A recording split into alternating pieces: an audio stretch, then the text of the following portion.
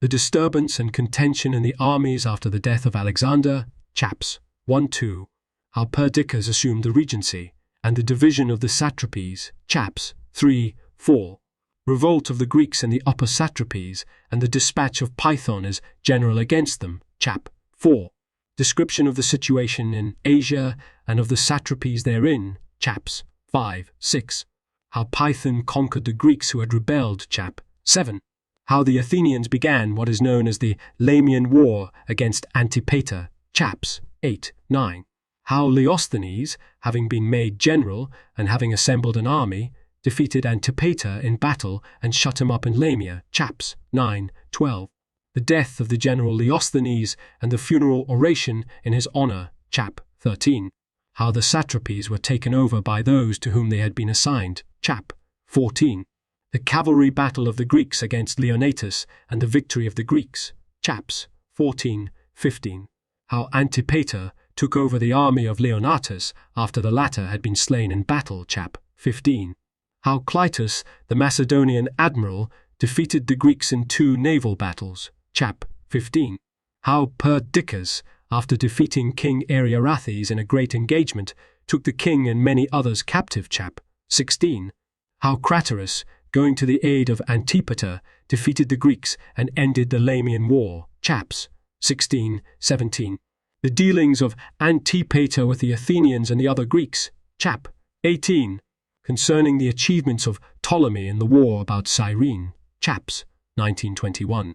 How Perdiccas invaded Pisidia and enslaved the Larandians, and, besieging the Isaurians, forced them to kill themselves and burn their city, chap 22. The invasion of Aetolia by Antipater and Craterus, chaps 24-25.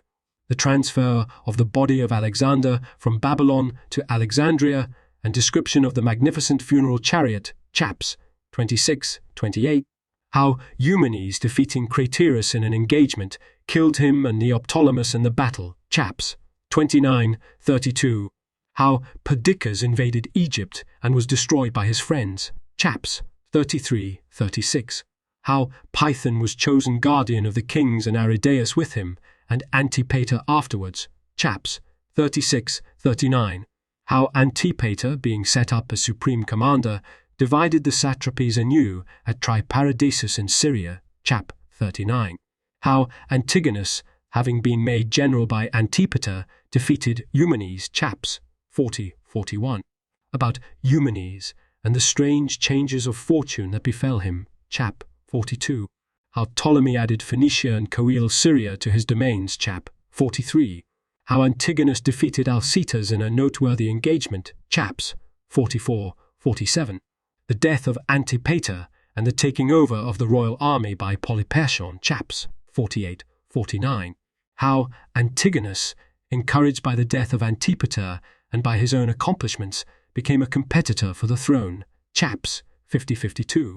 How Eumenes unexpectedly gained in power and took over both the guardianship of the kings and the command of the Macedonian army, chap 53. The rise of Cassander and his war against Polyperchon, the guardian of the kings, and his cooperation with Antigonus, chaps 54-57. How Eumenes took over the silver shields in Cilicia, retired to the upper satrapies, and made ready for himself a considerable army, chaps 58-59. About the shrewdness and generalship of Eumenes, and about his deeds up to his death, chaps 60-63. What happened in Attica in regard to Cassander and Nicanor, commander of the garrison at Munichia, chaps 64, 65, 68, 69. The death of Phocion, called the Good, chaps 66, 67. How Polyperchon besieged the people of Megalopolis, and, after many losses and successes, withdrew without accomplishing anything, chaps 69, 72. How Clytus, the admiral of Polyperchon, defeated Nicanor, the admiral of Cassander, in a naval battle, chap 72.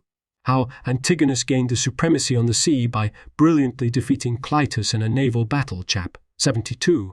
How Eumenes, although he had been surrounded near Babylon by Seleucus and was in extreme danger, was saved by his own shrewdness, chap 73. How Polyperchon, although despised and humiliated by the Greeks, continued to fight against Cassander, Chaps, 74, 75. Pythagoras of Samos and some others of the ancient philosophers declared that the souls of men are immortal, and also that, in accordance with this doctrine, souls foreknow the future at that moment in death when they are departing from the body.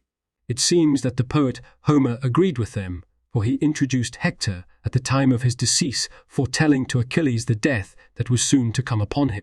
Likewise, it is reported that even in more recent times, what we have described above has happened in the case of many men as they were coming to the end of life, and in particular on the occasion of the death of Alexander of Macedon. When he was quitting life in Babylon and at his last breath was asked by his friends to whom he was leaving the kingdom, he said, "To the best man, for I foresee that a great combat of my friends will be my funeral games." And this actually happened, for after the death of Alexander, the foremost of his friends quarrelled about the primacy and joined in many great combats. This book, which contains an account of the deeds accomplished by these friends, will make the philosopher's saying clear to the interested reader. The preceding book included all the acts of Alexander up to his death. This one, containing the deeds of those who succeeded to his kingdom, ends with the year before the tyranny of Agathocles and includes 7 years. When Cephisodorus was archon at Athens, the Romans elected Lucius Furioso and Decius Junius consul. During this term, the throne was vacant, since Alexander the king had died without issue, and great contention arose over the leadership. The phalanx of the infantry was supporting Aridaeus, son of Philip, for the kingship, although he was afflicted with an incurable mental illness. The most influential of the friends and of the bodyguard, however, taking counsel together and joining to themselves the corps of horsemen known as the Companions, at first decided to take up arms against the phalanx and sent to the infantry envoys chosen from men of rank, of whom the most prominent was Meleager, demanding submission to their orders. Meleager, however, when he came to the men of the phalanx, made no mention of his mission, but, on the contrary, praised them for the resolution that they had taken and sharpened their anger against their opponents. As a result, the Macedonians made Meleager their leader and advanced under arms against those who disagreed with them. But when the bodyguard had withdrawn from Babylon and was making ready for war, the men most inclined toward conciliation persuaded the parties to come to an agreement. Straightway they made Aridaeus son of Philip their king and changed his name to Philip. Perdiccas, to whom the king had given his ring as he died, they made regent of the kingdom, and they decided that the most important of the friends and of the bodyguard should take over the satrapies and obey the king and Perdiccas. After Perdiccas had assumed the supreme command and had taken counsel with the chief men, he gave Egypt to Ptolemy, son of Lagus, Syria to Laomedon of Mytilene, Cilicia to Philotas, and Media to Python. To Eumenes he gave Paphlagonia and Cappadocia and all the lands bordering on these, which Alexander did not invade, having been prevented from doing so by the urgency of his affairs when he was finishing the war with Darius. To Antigonus he gave Pamphylia, Lycia, and what is called Great Phrygia. Then to Asander, Caria, to Menander, Lydia, and to Leonatus, Hellespontine Phrygia. These satrapies, then, were distributed in that way. In Europe, Thrace and the neighboring tribes near the Pontic Sea were given to Lysimachus, and Macedonia and the adjacent peoples were assigned to Antipater. Perdiccas, however, decided not to disturb the remaining satrapies in Asia, but to permit them to remain under the same rulers. Likewise, he determined that Taxils and Porus should be masters of their own kingdoms as Alexander himself had arranged. To Python he gave the satrapy next to Taxils and the other kings, and the satrapy that lies along the Caucasus, called that of the Parapanicidae, he assigned to Oxyates the Bactrian, whose daughter Roxane Alexander had married. He gave Arachosia and Sidrosia to Sibertius, Aria and Drangine to Stasinor of Soli, Bactrian and Sogdiane to Philip, Parthia and Hyrcania to Phrataphernes, Persia to Putestes, Carmania to Phrataphernes, Persia to Patophes, Babylonia to Archon, and Mesopotamia to Arcesilaus. He placed Seleucus in command of the cavalry of the Companions, a most distinguished office, for Hephaestion commanded them first, Perdiccas after him, and third the abominable Seleucus. The transportation of the body of the deceased king and the preparation of the vehicle that was to carry the body to Ammon they assigned to Aridaeus. It happened that Craterus, who was one of the most prominent men, had previously been sent away by Alexander to Cilicia with those men who had been discharged from the army, 10,000 in number. At the same time, he had received written instructions which the king had given him for execution. Nevertheless, after the death of Alexander, it seemed best to the successors not to carry out these plans. For when Perdiccas found in the memoranda of the king orders for the completion of the pyre of Hephaestion, which required a great deal of money, and also for the other designs of Alexander, which were many and great and called for an unprecedented outlay, he decided that it was inexpedient to carry them out, but that he might not appear to be arbitrarily detracting anything from the glory of Alexander, he laid these matters before the common assembly of the Macedonians for consideration. The following were the largest and most remarkable items of the memoranda. It was proposed to build 1,000 warships, larger than triremes, in Phoenicia, Syria, Cilicia, and Cyprus for the campaign against the Carthaginians and the others who live along the coast of Libya and Iberia and the adjoining coastal region as far as Sicily, to make a road along the coast of Libya as far as the Pillars of Heracles, and, as needed by so great an expedition, to construct ports and shipyards at suitable places, to erect 6 most costly temples, each at an expense of 1,500 talents, and, finally, to establish cities and to transplant populations from Asia to Europe and in the opposite direction from Europe to Asia, in order to bring the largest continents to common unity and to friendly kinship by means of intermarriages and family tie. The temples mentioned above were to be built at Delos, Delphi, and Dodona, and in Macedonia, a temple to Zeus at Dium, to Artemis Tauropolis at Amphipolis, and to Athena at Cynice. Likewise, at Ilium, in honor of this goddess, there was to be built a temple that could never be surpassed by any other. A tomb for his father Philip was to be constructed to match the greatest of the pyramids of Egypt, buildings which some persons count among the 7 greatest works of man. When these memoranda had been read, the Macedonians, although they applauded the name of Alexander, nevertheless saw that the projects were extravagant and impractical, and decided to carry out none of those that had been mentioned. Perdiccas first put to death those soldiers who were fomenters of discord and most at enmity with himself, 30 in number. After that, he also punished Meleager, who had been a traitor on the occasion of the contention and his mission, using as a pretext a private quarrel and a charge that Meleager was plotting against him. Then, since the Greeks who had been settled in the upper satrapies had revolted and raised an army of considerable size, he sent one of the nobles, Python, to fight it out with them. Considering the events that are to be narrated, I think it proper first to set forth the causes of the revolt, the situation of Asia as a whole, and the size and characteristics of the satrapies, or by placing before my readers' eyes the topography in general and the distances I shall best make the narrative easy for them to follow. Now, from the Cilician Taurus, a continuous range of mountains extends through the whole of Asia as far as the Caucasus and the Eastern Ocean. This range is divided by crests of varying heights, and each part has its proper name. Asia is thus separated into 2 parts, one sloping to the north, the other to the south. Corresponding to these slopes, the rivers flow in opposite directions. Of those on one side, some enter the Caspian Sea, some the Pontus Euxinus, and some the Northern Ocean. Of the rivers that lie opposite to these, some empty into the ocean that faces India, some into the ocean that is adjacent to this continent, and some flow into what is called the Red Sea. The satrapies likewise are divided, some sloping toward the north, the others toward the south. The first of those that face the north lie along the Tanais River, Sogdian and Bactrian, and next to these are Aria, Parthia, and Hyrcania, by which the Hyrcanian Sea, a detached body of water, is surrounded. Next is Media, which embraces many regions with distinctive names and is the greatest of all the satrapies. Armenia, Lycaonia, and Cappadocia, all having a very wintry climate, are next. Bordering on them in a straight line are both Great Phrygia and Hellespontine Phrygia. Lydia and Caria are to the side. Above Phrygia and beside it is Pisidia, with Lycia next to it. In the coastal regions of these satrapies are established the cities of the Greeks. To give their names is not necessary for our present purposes. The satrapies that face the north are situated in the way described.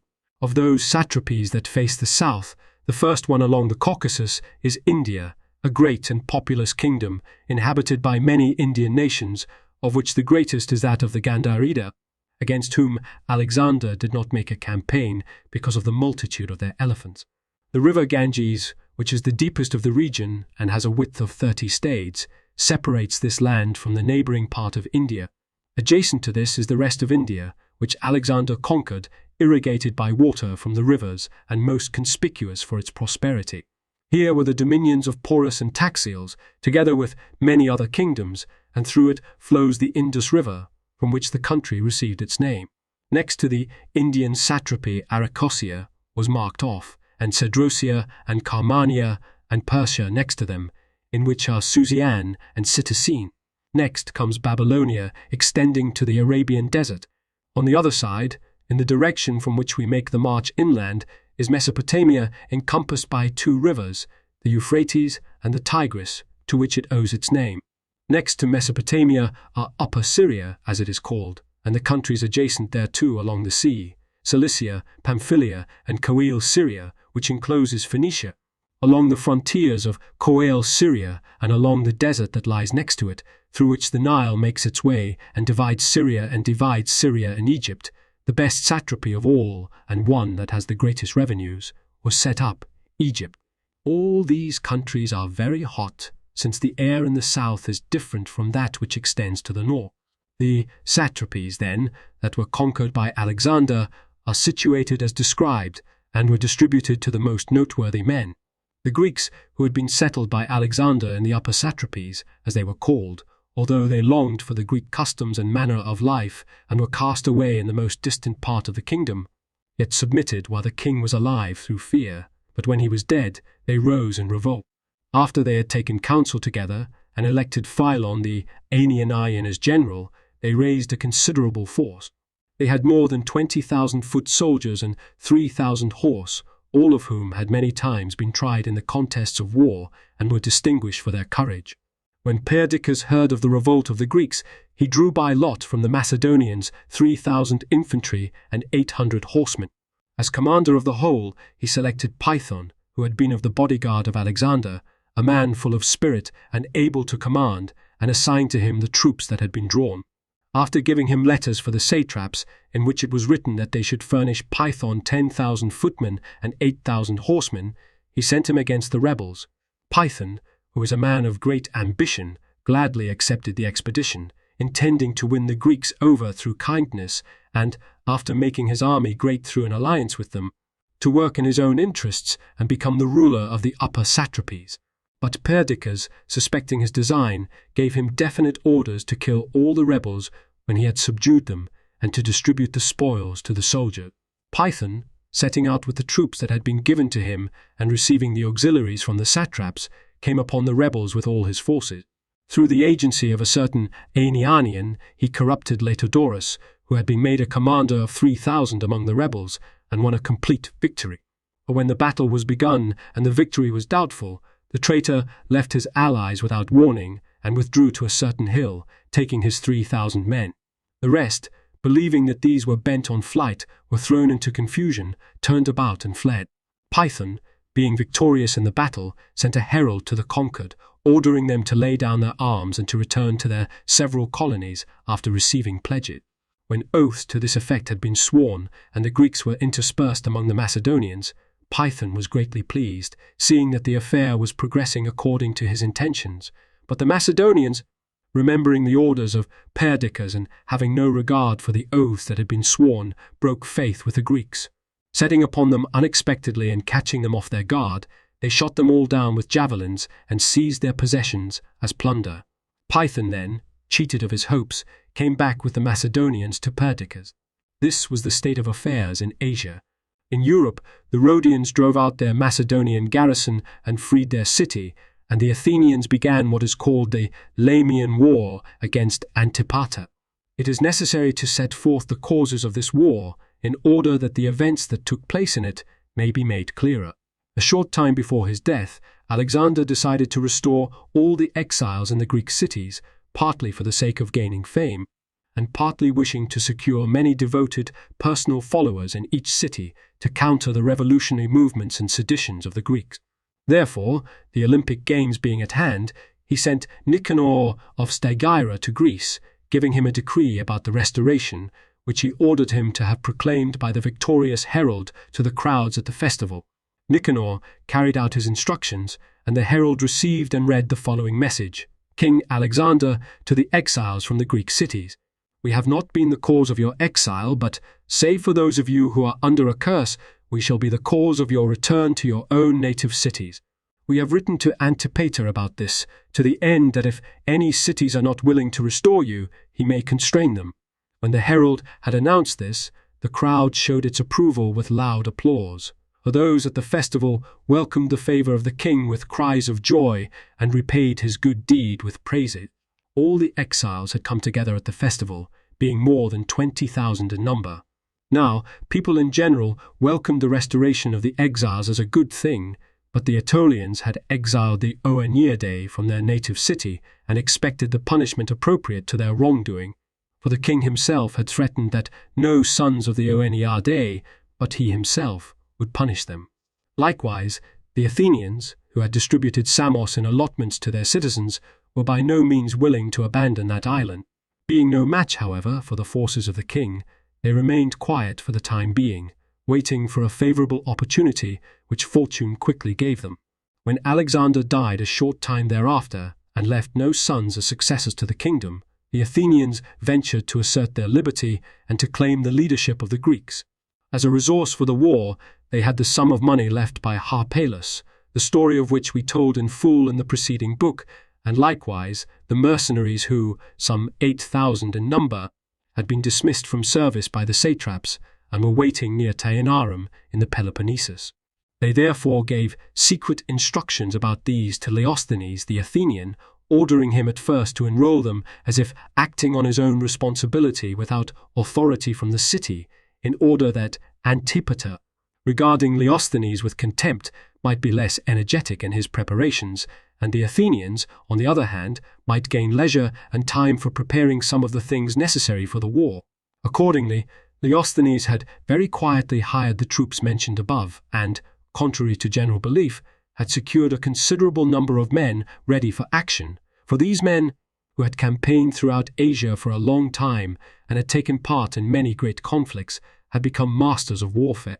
Now these things were being done while the death of Alexander was not yet certainly known, but when some came from Babylon who had been eyewitnesses of the king's death, then the popular government openly disclosed its intention of war and sent Leosthenes part of the money of Harpalus and many suits of armor, bidding him no longer act in secret but do openly whatever was advantageous. After Leosthenes had distributed their pay to the mercenaries and had fully armed those who lacked armor, he went to Aetolia to arrange for common action. When the Aetolians listened to him gladly and gave him 7,000 soldiers, he sent to the Locrians and the Phocians and the other neighboring peoples and urged them to assert their freedom and rid Greece of the Macedonian despotism. In the assembly at Athens, while the men of property were advising that no action be taken, and the demagogues were rousing the people and urging them to prosecute the war vigorously, those who preferred war and were accustomed to make their living from paid military service were far superior in numbers. These were the men of whom Philip once said that war was peace, and peace was war for them. Straightway, then, the orators gave shape to the wishes of the commons by writing a decree to the effect that the people should assume responsibility for the common freedom of the Greeks and liberate the cities that were subject to garrisons, that they should prepare 40 quadriremes and 200 triremes, that all Athenians up to the age of 40 should be enrolled, that 3 tribes should guard Attica, and that the other 7 should be ready for campaigns beyond the frontier, that envoys should be sent to visit the Greek cities and tell them that formerly the Athenian people, convinced that all Greece was the common fatherland of the Greeks, had fought by sea great those barbarians who had invaded Greece to enslave her, and that now, too, Athens believed it necessary to risk lives and money and ships in defense of the common safety of the Greeks. When this decree had been ratified more promptly than was wise, those of the Greeks who were superior in understanding said that the Athenian people had counselled well for glory, but had missed what was expedient, for they had left the mark before the proper time, and, with no necessity compelling them, were venturing to meet forces that were great and undefeated, and moreover, although they enjoyed a reputation for excelling in judgment, they had learned nothing, even from the well-known misfortunes to Thebans. Nevertheless, as the ambassadors made the circuit of the cities and roused them for war with their accustomed eloquence, most of the Greeks joined the alliance, some by national groups and some by cities. Of the rest of the Greeks, some were well disposed toward the Macedonians, others remained neutral. The Aetolians in full force were the first to join the alliance, as has been said, and after them all the Thessalians except those from Peloneum, the Oetaeans except the inhabitants of Heraclea, the Achaeans of Phaeacis except the people of Thebai, the Melians except those of Lamia, then in succession all the Dorians, the Locrians, and the Phocians, also the Aeneanians, the Elysarians, and the Dolopians, and in addition the Athamanians, the Leucadians, and those of the Molossians who were subject to Eurypteus. The last named, after making a hollow alliance, later treacherously cooperated with the Macedonians. Next, the Carystians from Euboea undertook a share in the war, and finally, of the peoples of the Peloponnesus, the Argives, the Sicyonians, the Ellens, the Elaeans, the Mycenaeans, and those who dwell on Acte. Now those of the Greeks who joined the alliance were, as I have listed them. Athens sent citizen soldiers to Leosthenes as reinforcements, 5,000 foot and 500 horse, and also 2,000 mercenaries. These were to go through Boeotia, but it happened that the Boeotians were hostile to the Athenians for some such reason as the following. After Alexander had razed Thebes, he had given the land to the neighboring Boeotians. They, having portioned out the property of the unfortunate people, were receiving a large income from the land. Therefore, since they knew that the Athenians, if they were successful in the war, would restore both fatherland and fields to the Thebans, they were inclined toward the Macedonians. While the Boeotians were in camp near Plataea, Leosthenes, taking part of his own forces, came into Boeotia. Drawing up his own men, along with the Athenians against the inhabitants, he defeated the latter in battle and, after erecting a trophy, hurried back to Thermopylae. For there, where he had spent some time in occupying the passes in advance of the enemy, he intended to meet the Macedonian forces. When Antipater, who had been left by Alexander as general of Europe, heard of the death of the king in Babylon and of the distribution of the satrapies, he sent into Cilicia to Craterus, asking him to come to his aid as soon as possible, for the latter, having been previously dispatched to Cilicia, was going to bring back to Macedonia the Macedonians who had been mustered out of service, being more than 10,000 in number. He also sent to Philotas, who had received Hellespontine Phrygia as his satrapy, asking him likewise for aid and promising him to give him one of his own daughters in marriage. As soon, however, as he learned of the movement concerted against him by the Greeks, he left Cypras as general of Macedonia, giving him a sufficient army and bidding him enlist as many men as possible, while he himself, taking 13,000 Macedonians and 600 horsemen, for Macedonia was short of citizen soldiers because of the number of those who had been sent to Asia as replacements for the army, set out from Macedonia to Thessaly, accompanied by the entire fleet which Alexander had sent to convoy a sum of money from the royal treasury to Macedonia, being in all 110 trireme. At first, the Thessalians were allies of Antipater and sent out to him many good horsemen, but later, won over by the Athenians, they rode off to Leosthenes and, arrayed with the Athenians, fought for the liberty of the Greeks. Now that this great force had been added to the Athenians, the Greeks, who far outnumbered the Macedonians, were successful. Antipater was defeated in battle, and subsequently, since he neither dared to engage in battle nor was able to return in safety to Macedonia, he took refuge in Lamia. He kept his troops in this city and strengthened its walls, besides preparing arms, engines, and food, while anxiously waiting for his allies from Asia. Leosthenes, when he had come near Lamia with all his forces, fortified a camp with a deep ditch and a palisade. At first, he would draw up his forces, approach the city, and challenge the Macedonians to battle. Then, as the latter did not dare risk an encounter, he made daily attacks on the walls with relays of soldiers. As the Macedonians defended themselves stoutly, many of the Greeks who pushed on rashly were killed, for the besieged, since there was a considerable force in the city and an abundance of all sorts of missiles, and the wall, moreover, had been constructed at great expense, easily had the better of the fighting. Leosthenes, giving up hope of capturing the city by storm, shut off all the supplies that were going into it, thinking that he would easily reduce by hunger the forces besieged in the city. He also built a wall and dug a deep, wide ditch, thereby cutting off all escape for the beleaguered troops. After this, the Aetolians all returned to Anatolia, having asked Leosthenes for permission to go home for the present because of some national business. Antipater and his men, however, were nearly exhausted, and the city was in danger of being taken because of the anticipated famine, when chance gave the Macedonians an unexpected turn of good fortune. For when Antipater made an attack on the men who were digging the moat, and a struggle ensued, Leosthenes, coming to aid his men, was struck on the head by a stone, and at once fell, and was carried to camp in a swoon. On the third day he died and was buried with the honors of a hero because of the glory he had gained in war. The Athenian people caused the funeral oration to be delivered by Hyperides, foremost of the orators in eloquence and in hostility toward the Macedonians. For at that time Demosthenes, the chief of the orators of Athens, was in exile, convicted of having taken some of the money of Harpalus. In place of Leosthenes, Antipholus was made general, a man outstanding in military genius and courage. Such was the situation in Europe.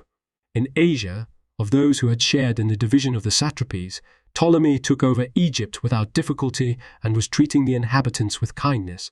Finding 8,000 talents in the treasury, he began to collect mercenaries and to form an army. A multitude of friends also gathered about him on account of his fairness. With Antipater, he carried on a diplomatic correspondence that led to a treaty of cooperation, since he well knew that Perdiccas would attempt to wrest from him the satrapy of Egypt. Lysimachus, when he entered the Thracian region and found that the king of that country, Zeus, had taken the field with 20,000 infantry and 8,000 cavalry, was not frightened by the size of the army. And although he had in all no more than 4,000 foot soldiers and only 2,000 horsemen, he joined battle with the barbarians. In truth, he was superior to them in the quality of his troops, though inferior in numbers, and the battle was a stubborn one. After losing most of his own men, but killing many times that number, he returned to his camp with but a doubtful claim to victory. Therefore, for the moment, the forces of both sides withdrew from the locality and busied themselves with greater preparations for the final conflict. As for Leonatus, when Hecataeus came to him as envoy and begged him to aid Antipater and the Macedonians with all speed, he promised to give military aid. He crossed over, therefore, into Europe and went on to Macedonia, where he enlisted many additional Macedonian soldiers. When he had gathered together in all more than 20,000 infantry and 1,500 cavalry, he led them through Thessaly against the enemy.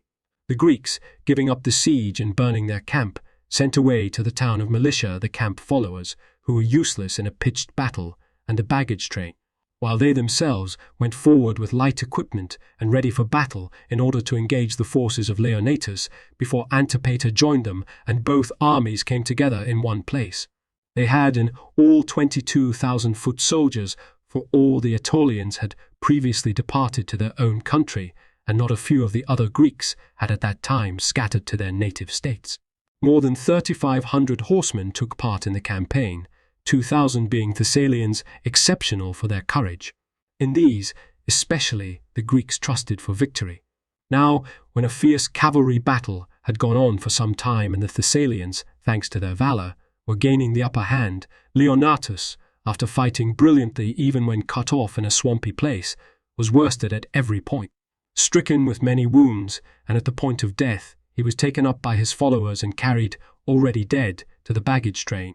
The cavalry battle having been gloriously won by the Greeks under the command of Menon the Thessalian, the Macedonian phalanx, for fear of the cavalry, at once withdrew from the plain to the difficult terrain above and gained safety for themselves by the strength of the position.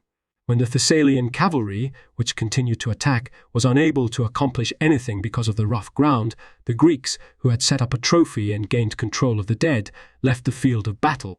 On the next day, however, when Antipater came up with his troops and joined the defeated, all the Macedonians united in a single camp, and Antipater took command of the whole.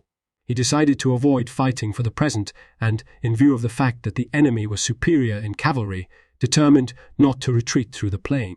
Instead, by going through the rough country and seizing in advance any points of vantage, he made good his retreat from the region. Antipholus, the Greek commander, having defeated the Macedonians in a glorious battle, played a waiting game, remaining in Thessaly and watching for the enemy to move.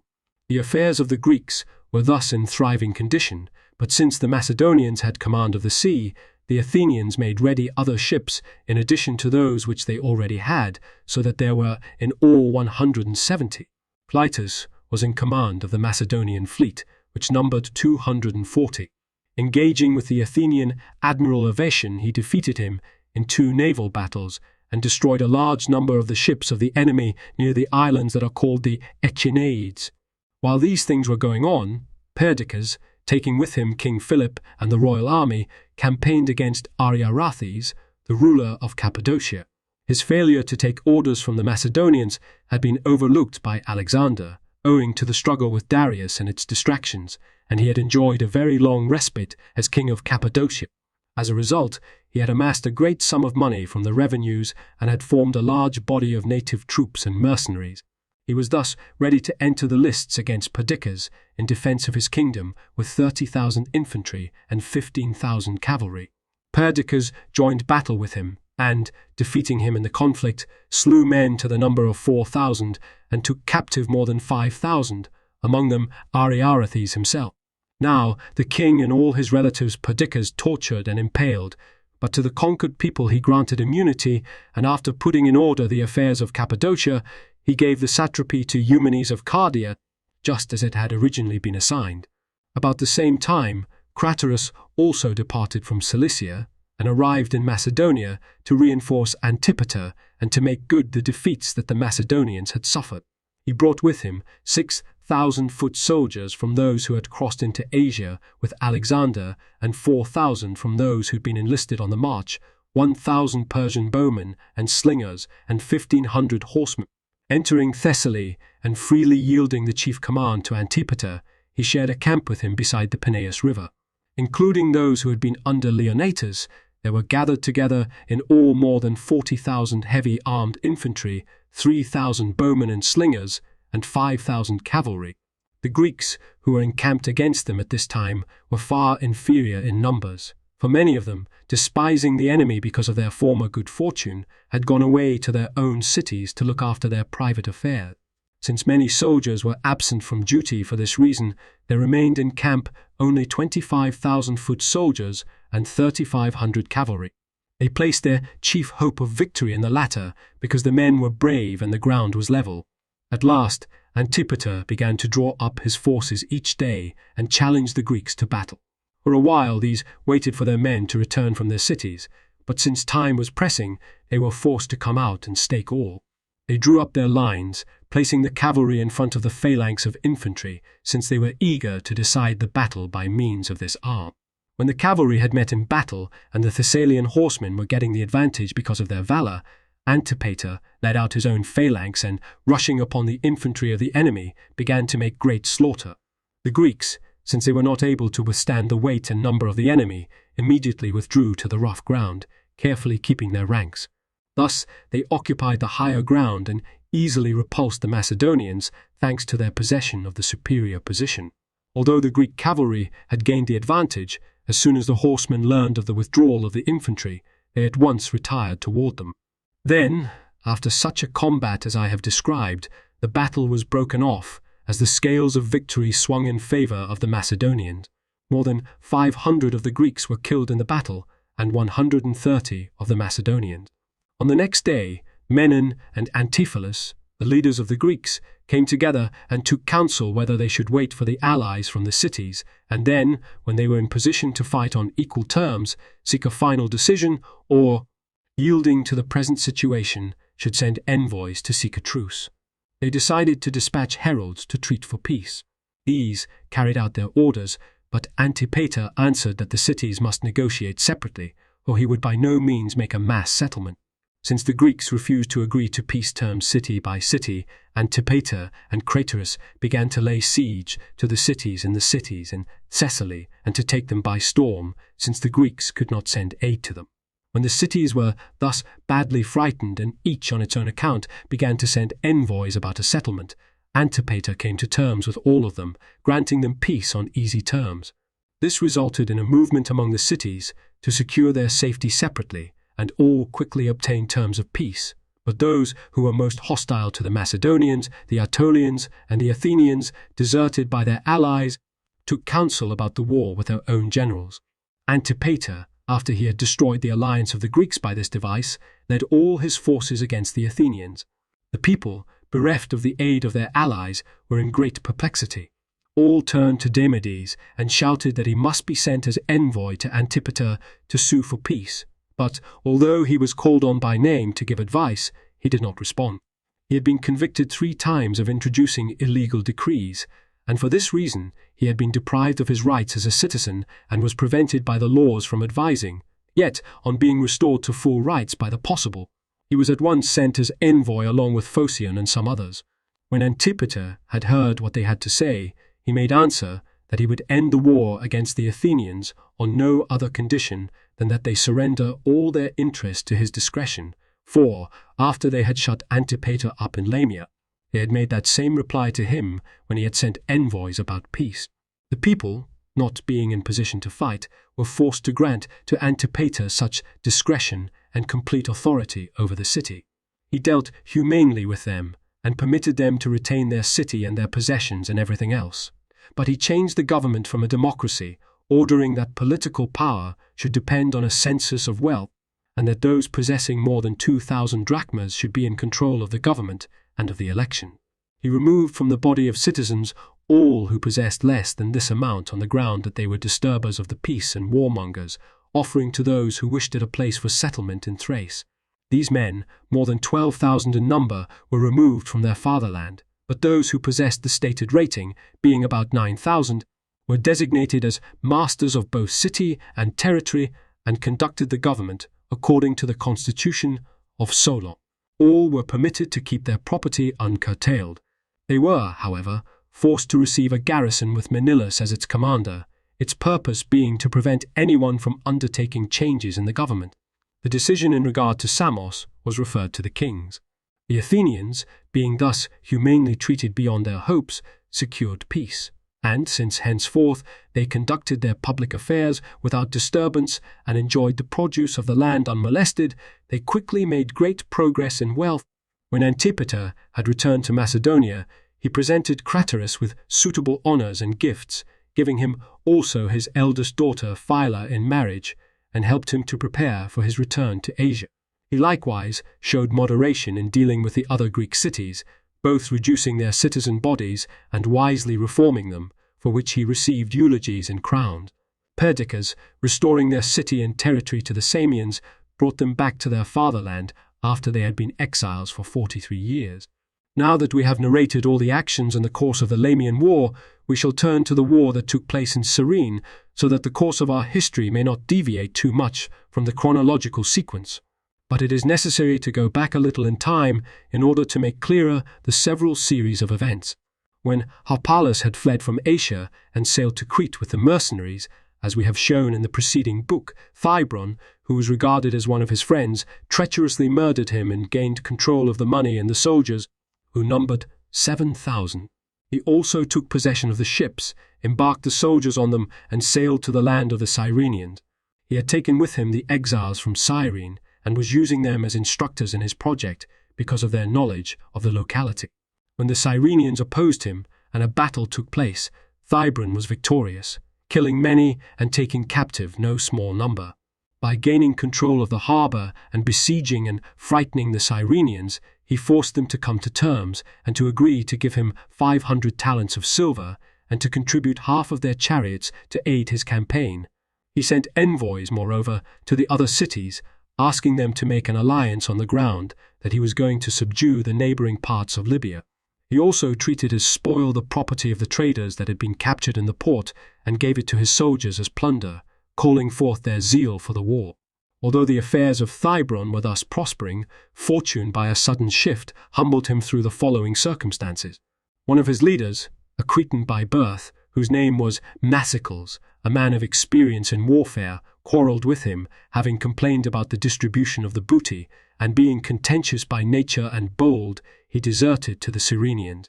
Moreover, he made many complaints against Thybron, charging him with cruelty and faithlessness, and persuaded the Cyrenians to break the treaty and make a bid for liberty. And so, when 60 talents only had been paid, and the rest of the money was not being given, Thybron denounced the rebels, seized any Cyrenians who were in the port, some 80 in number, and then, leading his forces directly against the city, laid siege to it.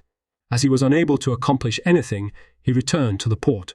Since the people of Barca and of Hesperes were allied with Thybron, the Cyrenians, leaving part of their forces in Cyrene, took the field with part and plundered the land of their neighbours. When these called on Thybron to give them aid, he led all his soldiers against the alliance. At this, the Cretan, concluding that the harbour was deserted, persuaded those who were left in Cyrene to attack it. When they obeyed him, he at once made an attack on the port, leading the way himself, and, easily gaining control of it thanks to the absence of Thybron, he restored to the merchants what was left of the cargoes and zealously guarded the port.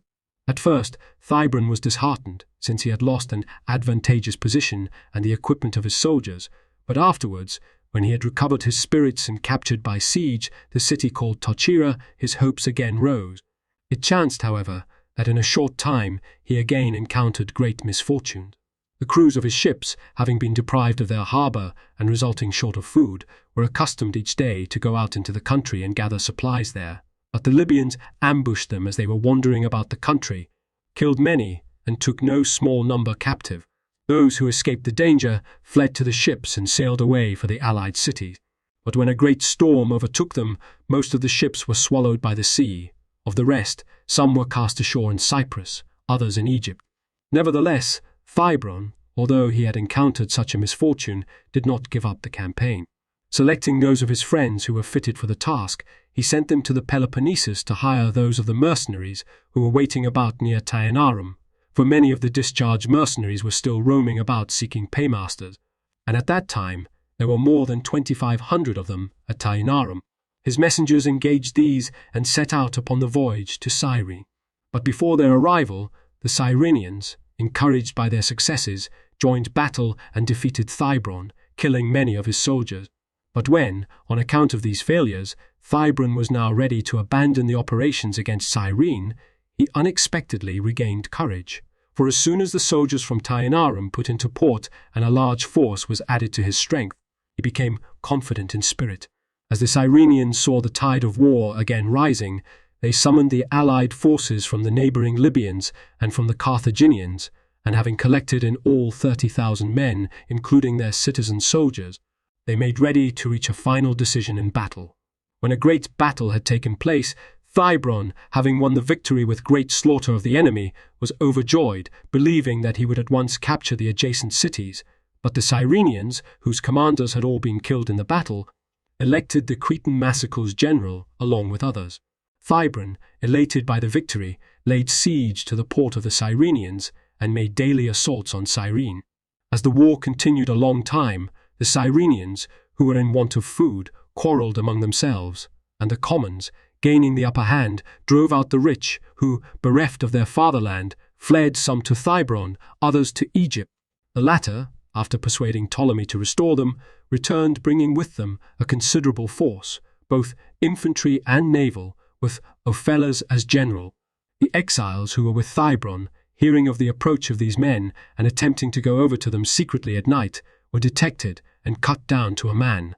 The democratic leaders of Cyrene, becoming alarmed at the return of the exiles, made terms with Thybron and prepared to fight against Ophelas in common with him. But Ophelas, after defeating and capturing Thybron and also gaining control of the cities, delivered both the cities and the country over to Ptolemy the king. Thus, the Cyrenians and the surrounding cities lost their freedom and were annexed to the kingdom of Ptolemy. Now, when Perdiccas and King Philip had defeated Ariarathes and delivered his satrapy to Eumenes, they departed from Cappadocia, and having arrived in Pisidia, they determined to lay waste 2 cities, that of the Larandians and that of the Isarians. For while Alexander was still alive, these cities had put to death Balacrus the son of Nicanor, who had been appointed general and satrap. Now the city of the Larandians they took by assault, and after killing the men of fighting age and enslaving the rest of the population, razed it to the ground. The city of the Isaurians, however, was strongly fortified and large, and moreover was filled with stout warriors. So when they had besieged it vigorously for 2 days and had lost many of their own men, they withdrew, for the inhabitants, who were well provided with missiles and other things needed for withstanding a siege, and were enduring the dreadful ordeal with desperate courage in their hearts, were readily giving their lives to preserve their freedom. On the 3rd day, when many had been slain, and the walls had few defenders because of the lack of men, the citizens performed a heroic and memorable deed. Seeing that the punishment that hung over them could not be averted, and not having a force that would be adequate to stave the enemy off, they determined not to surrender the city and place their fate in the hands of the enemy, since in that way their punishment combined with outrage was certain. But at night, all with one accord, seeking the noble kind of death, shut up their children, wives, and parents in their houses, and set the houses on fire, choosing by means of the fire a common death and burial. As the blaze suddenly flared aloft, the Isaurians cast into the fire their goods and everything that could be of use to the victors. Perdiccas and his officers, astounded at what was taking place, stationed their troops about the city and made a strong effort to break into the city on all sides. When now the inhabitants defended themselves from the walls and struck down many of the Macedonians, Perdiccas was even more astonished and sought the reason why men who had given their homes and all else to the flames should be so intent upon defending the walls. Finally, Perdiccas and the Macedonians withdrew from the city, and the Isaurians, throwing themselves into the fire, found burial in their homes along with their families. When the night was over, Perdiccas gave the city to his soldiers for booty. They, when they had put out the fire, found an abundance of silver and gold, as was natural in a city that had been prosperous for a great many years. After the destruction of the cities, there came 2 women to marry Perdiccas, Nicaea, the daughter of Antipater, for whose hand Perdiccas himself had sued, and Cleopatra, who was Alexander's own sister, daughter of Philip son of Amyntas. Perdiccas had formerly planned to work in harmony with Antipater, and for this reason he had pressed his suit when his position was not yet firmly established. But when he had gained control of the royal armies and the guardianship of the kings, he changed his calculations. For since he was now reaching out for the kingship, he was bent upon marrying Cleopatra, believing that he could use her to persuade the Macedonians to help him gain the supreme power. But not wishing as yet to reveal his design, he married Nicaea for the time, so that he might not render Antipater hostile to his own undertaking. Presently, however, Antigonus learned his intentions, and since Antigonus was a friend of Antipater, and, moreover, the most energetic of the commanders, Perdiccas decided to put him out of the way. So, by bringing false slanders and unjust charges against him, he clearly revealed his intention of destroying him. Antigonus, however, who excelled in keenness and daring, outwardly let it be known that he wished to defend himself against these charges, but secretly he made arrangements for flight, and with his personal friends and his son Demetrius, boarded the Athenian ships unexpectedly at night, and having been brought to Europe in these, he travelled on to join forces with Antipater.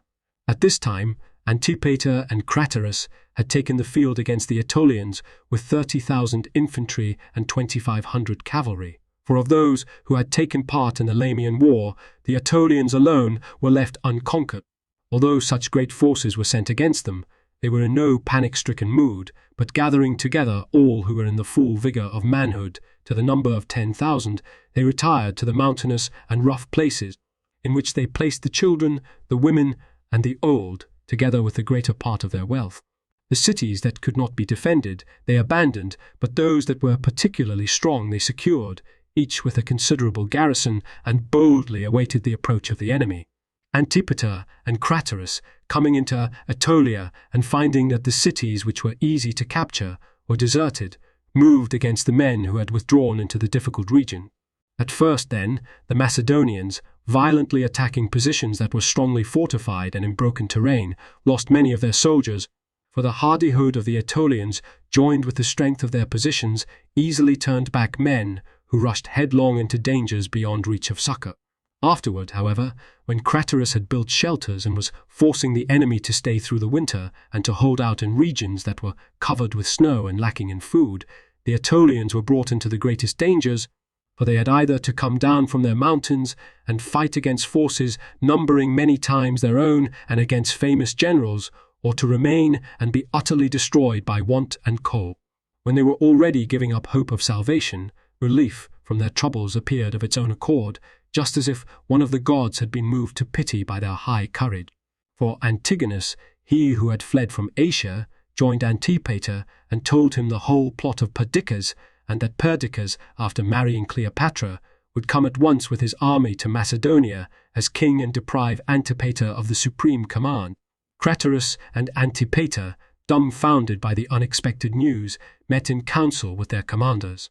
When the situation had been presented for deliberation, it was unanimously decided to make peace with the Aetolians on whatever terms were possible, to transport the armies with all speed to Asia, to assign the command of Asia to Craterus and that of Europe to Antipater, and also to send an embassy to Ptolemy to discuss concerted action, since he was utterly hostile to Perdiccas, but friendly to them, and he in common with them was an object of the plot.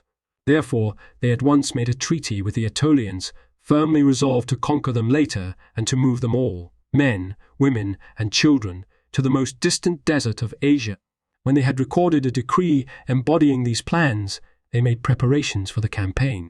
Perdiccas, gathering his friends and generals, referred to them for consideration the question whether it was better to march against Macedonia or first to take the field against Ptolemy. When all favored defeating Ptolemy first in order that there might be no obstacle in the way of their Macedonian campaign, he sent Eumenes off with a considerable army, ordering him to watch over the region of the Hellespont and prevent a crossing. And he himself, taking the army from Pisidia, proceeded against Egypt. Such, then, were the events of this year.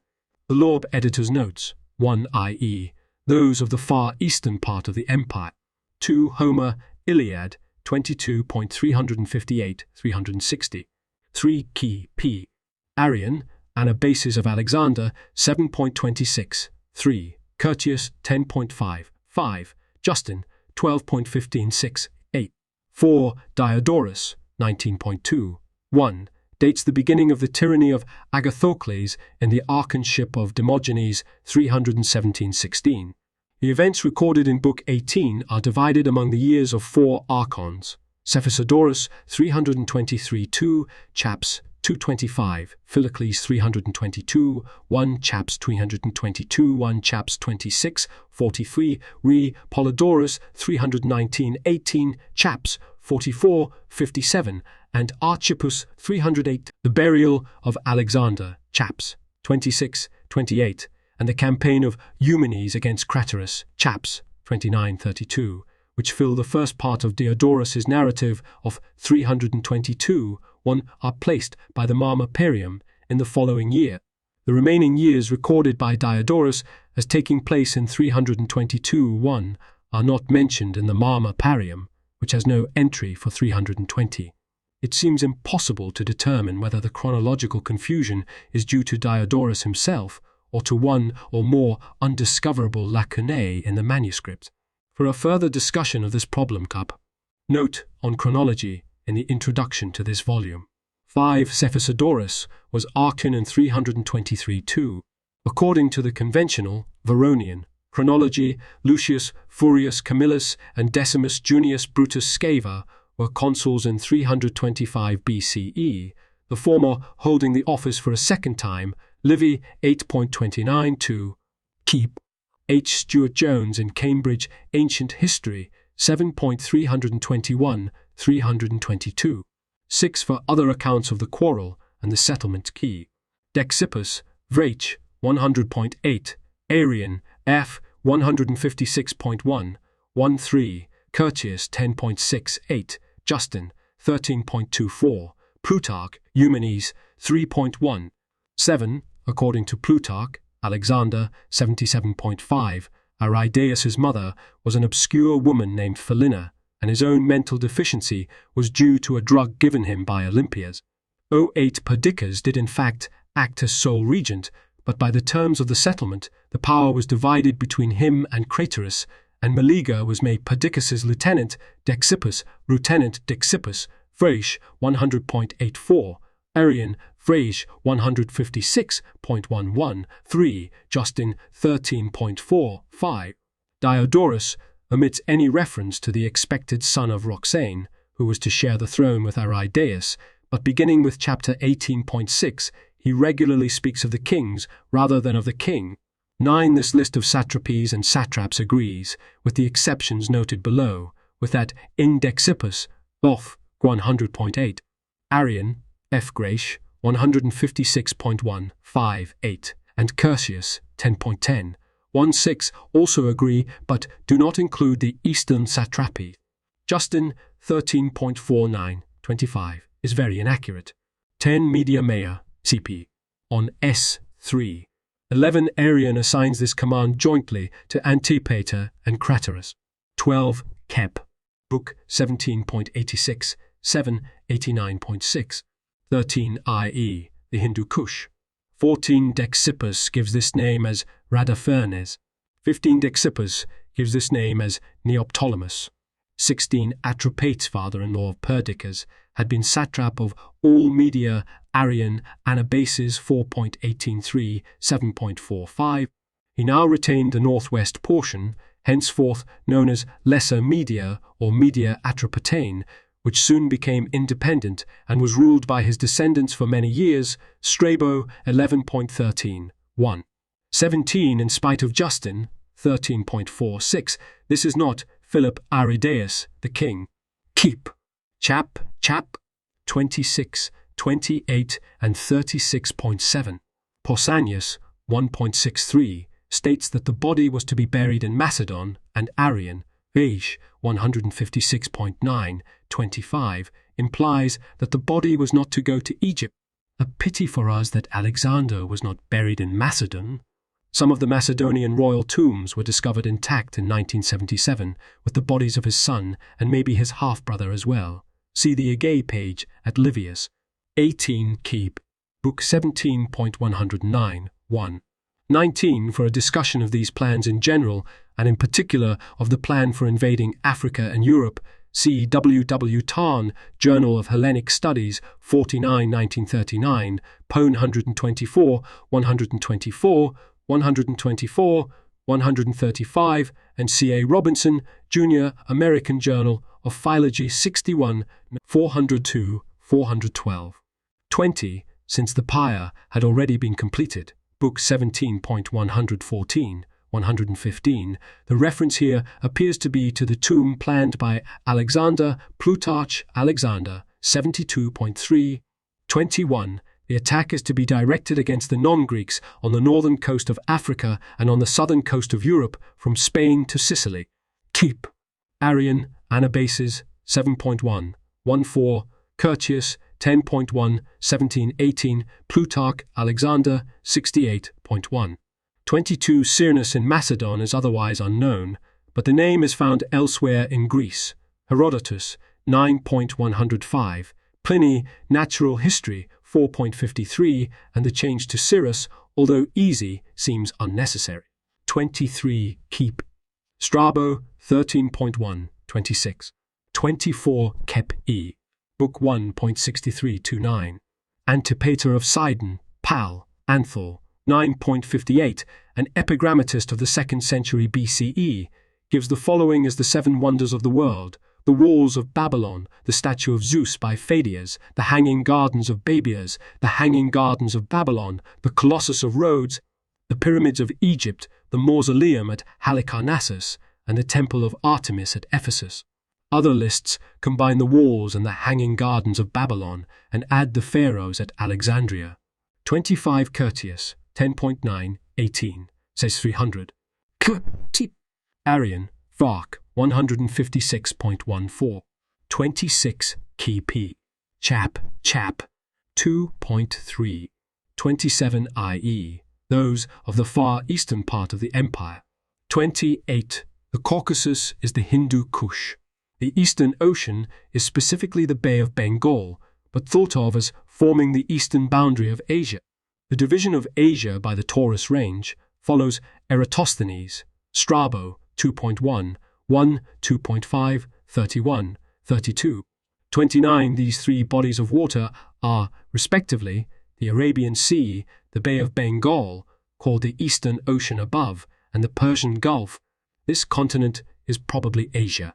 30. Properly the Don, but here the Oxus, modern Amudaya, or possibly the Jaxartes, Sir Thayer, both of which are frequently confused with the Don by ancient writers, or perhaps are thought to be part of the Don River system. 31. This name is sometimes applied to the whole of the Caspian Sea, sometimes to its eastern portion only. Eratosthenes and later Greek geographers in general believed that the Caspian was a gulf of the Northern Ocean, Strabo 2.1, 17, 2.5, 18, but Herodotus 1.231 had already called it an inland sea. 32. In Book 2.35, 37, Diodorus discusses India, which he states to be square, bounded on south and east by the Great Sea, the Indian Ocean or the Bay of Bengal, on the west by the Indus, and on the north by the Indus, and on the north by the mountains. Of the southern extension of India, he knows nothing. 33. They are said to have had 4,000 war elephants. Books 2.37, 3, 17.93, 2. 34. In Book 2.37, 2, the width is given as 30 stades, but in Book 17.93, 2, it is 32. Strabo 15.1, 35, quotes Megasthenes as giving it a width of 100 stades, about 12 miles. 35. By some geographers, the Nile was regarded as the boundary between Asia and Libya, Africa, Strabo 1.47. Others included Egypt in Asia, Strabo 2.5, 33. 36. For earlier unrest in these satrapies, see Book 17.99, 5, 6, Curtius 9.7, 1, 11. 37. For the Lamian War, see Arrian, Arf 156.19, 12, Plutarch, Demosthenes 27, Phocion 23, 23, 26, Hyperides, Funeral Oration 1023, Twestin 13.5, Pausanias 1.25, 38, CP. Book 17.109, 1. 39. In 324, the year before Alexander's death. 40. The games began with a contest of heralds, the winner in which officiated throughout the festival. Cup, c.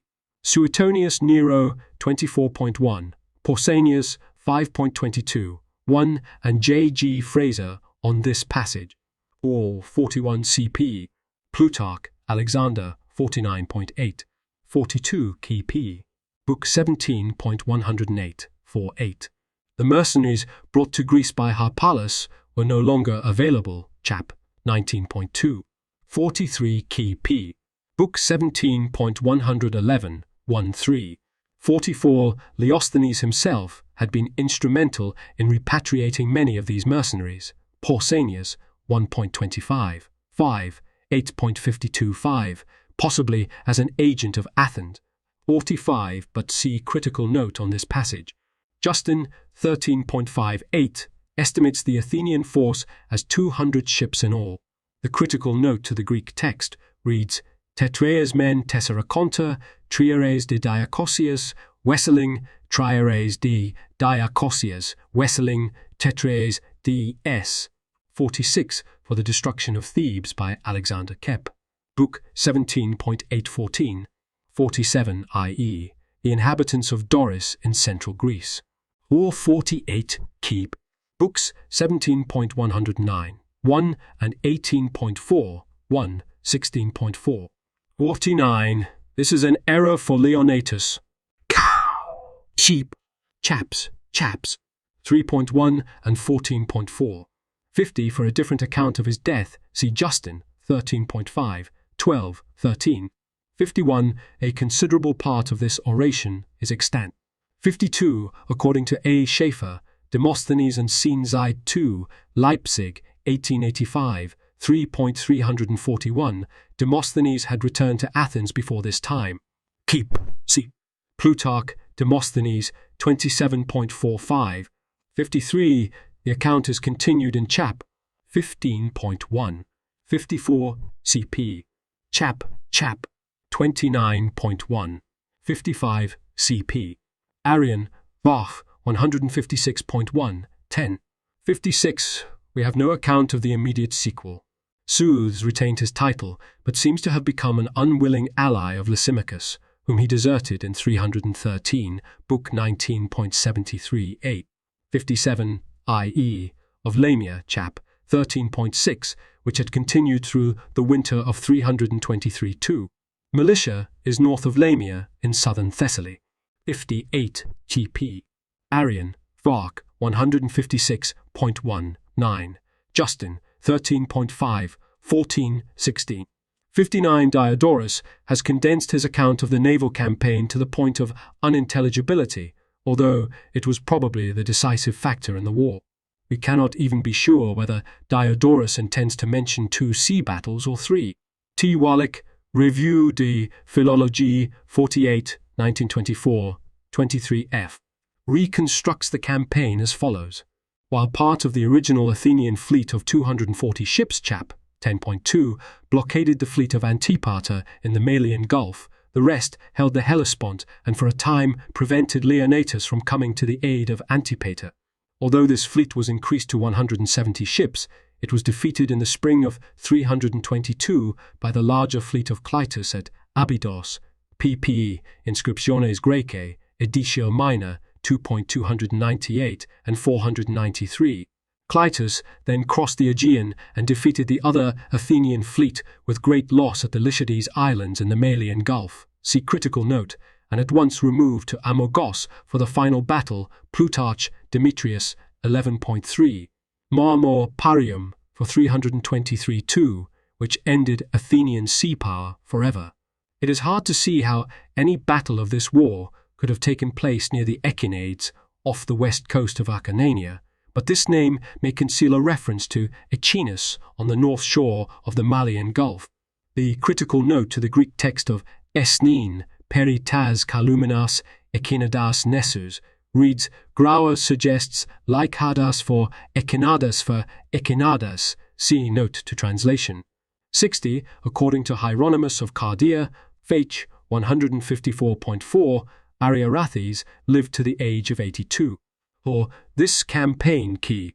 Arrian, Fach 156.1, 11, Justin 13.6, 13, Plutarch, Eumenes 3.2, 6, 61, but CP. Book 31, Frag. 19.35, Dindorf, according to which Ariarathes fell in the battle and an adopted son escaped, later to recover the kingdom. 62 key P. Chap. 3.1. The narrative is continued in chap. 22.1. 63 for other accounts of the final campaign of the Lamian War and the settlement that followed. CP. Plutarch, Phocion, 2630. Arrian, Af, Graech, 156.112. Pausanias, 7.1045. 64 at Crannon, from which the battle next described takes its name. 65 Dinsmore, Archons in Tin the Hellenistic Age, 329, places the Battle of Crannon on September 5, 322 BCE. 66, the number of convictions is given as 7 by Plutarch Phocion, 26.2, and as 2 by Suides C.V. Demedes. 67 Samos had been captured by the Athenian general Timotheus in 366-5, Ig. 2.699. 20. Nepos, Timotheus 1 Demosthenes, for the Rhodians, 9. Kep, Bilok, Grecius Gesgestit 2, 3.2245 f. Diodorus returns to Greek affairs and chap. 24. 68.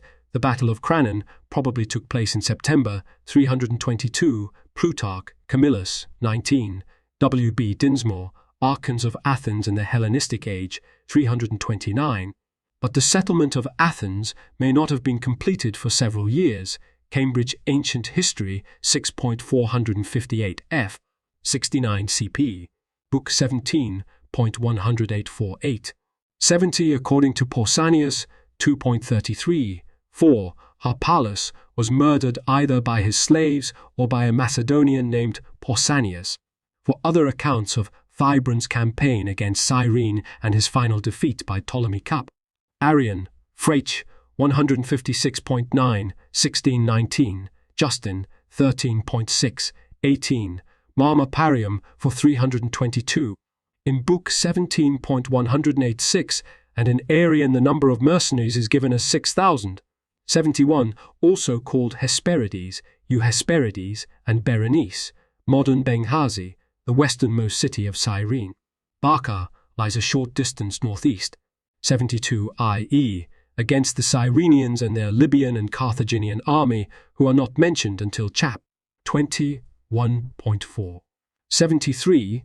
The capture of Cyrene is placed in 322 won by the Parian marble. Ptolemy had not yet become king, Book 20.53.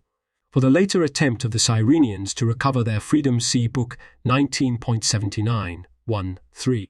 74 CP. Chap. 16.3.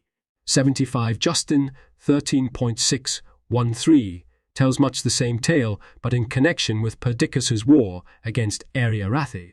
76 For these and other intrigues, and for the flight of Antigonus to Macedonia, Cap. Arian, Vark 156.9, 2024-26, Justin 13.648. The flight cannot be dated before the winter of 322-1. 77 CP. Chap. 18.8. This campaign, since it follows the Battle of Cranon, September 322, belongs to the Arcanier 322-1. 78. The winter of 322-1. 79 CP. Chaps. 29. 32 for the campaign of Eumenes and Chaps. 33, 37 for that of Perdiccas. The previous next to images with borders lead to more information. The thicker the border, the more information. Details here, up to Diodorus, classical texts, Lacusius home, a page or image on this site is in the public domain only if its Earl has a total of 1 asterisk. If the Earl has 2 asterisks, the item is copyright someone else and used by permission or fair use. If the Earl has none, the item is C. Bill Thayer. See my copyright page for details and contact information. Page updated 1 May 18.